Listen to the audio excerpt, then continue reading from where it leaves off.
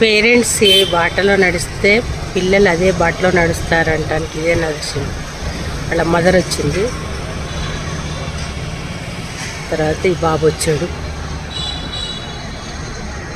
వెనకాల ఫాదర్ వచ్చాడు. మరి చూడు, అంటే పెద్దాళ్ళము మనం ఎలాంటి దారిలో నడిస్తే పిల్లలు కూడా అలాంటి దారిలోనే నడుస్తారు. కాబట్టి మనం పిల్లలకి చిన్నప్పటి నుంచి డిసిప్లిన్ నేర్పించాలి, పనులు నేర్పించాలి అనేది ఈ వీడియో చూపిస్తుంది.